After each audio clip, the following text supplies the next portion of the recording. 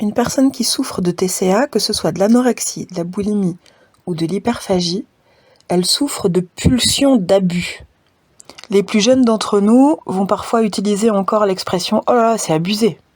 Eh bien, on pourrait l'utiliser, cette expression, dans le cadre des troubles de la conduite alimentaire, en disant, pour les personnes anorexiques, « Oh là là, c'est abusé tellement elle contrôle ce qu'elle mange, même la moindre goutte d'huile est sous contrôle.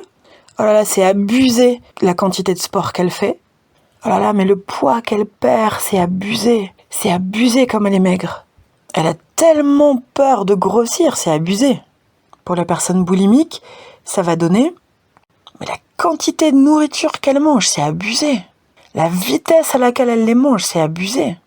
Le type de nourriture qu'elle mange, voilà, c'est abusé. » Les personnes concernées vont me dire « J'ai tellement abusé en mangeant comme ça que j'ai dû me faire vomir derrière.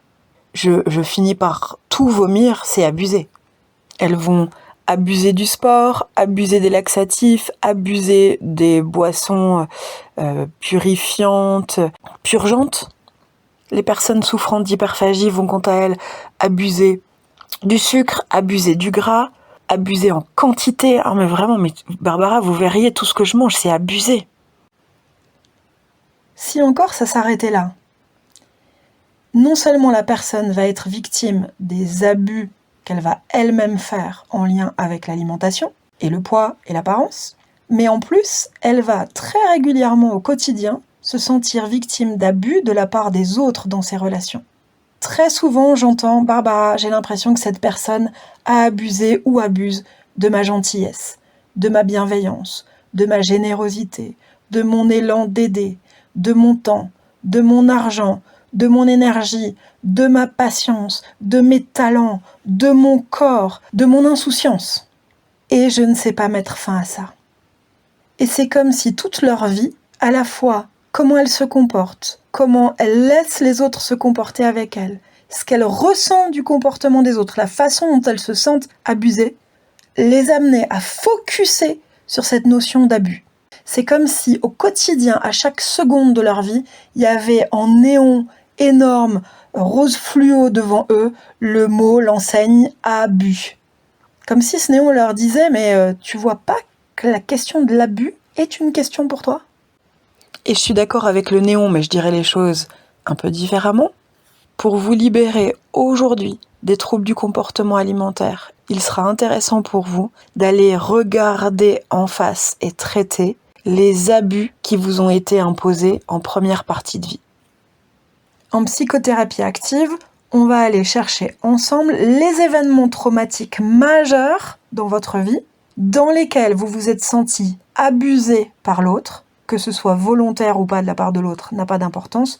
Les événements dans lesquels vous, subjectivement, vous vous êtes senti abusé, donc dans lesquels on a abusé de votre insouciance, de votre confiance, de votre corps, de votre bienveillance, de votre générosité, de votre vulnérabilité. Je pourrais en faire une liste assez longue.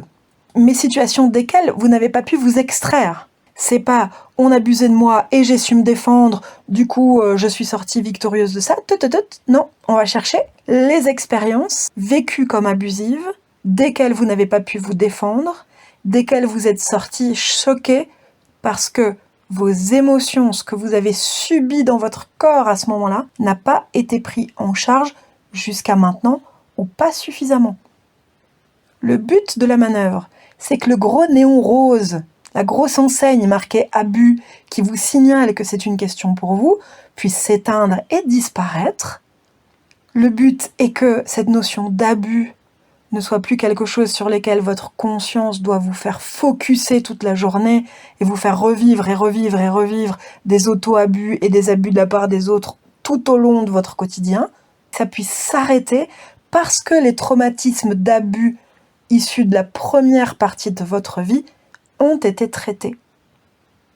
Dit autrement, quand il n'y a plus de traumatisme d'abus non traités dans votre histoire, il n'y a plus de troubles du comportement alimentaire. Dit en positif, ça donne « lorsque vous aurez traité, intégré, digéré les traumatismes d'abus majeurs dans votre vie, vous serez totalement libéré de vos troubles du comportement alimentaire. » Allez, je vous laisse pour aujourd'hui. Pour ma part, je m'appelle Barbara Verhaeghe, j'accompagne depuis 14 ans maintenant les personnes qui souhaitent se libérer définitivement et en totale sécurité, sans manque, de leurs troubles du comportement alimentaire, que ce soit de l'anorexie, de la boulimie ou de l'hyperphagie diurne ou nocturne. Aussi, si vous avez envie d'être accompagné par moi ou besoin d'être accompagné, je vous donne toutes les infos en description de ce podcast YouTube. Je vous dis à très bientôt. Prenez bien soin d'aller observer tous les moments où l'abus se joue dans votre vie.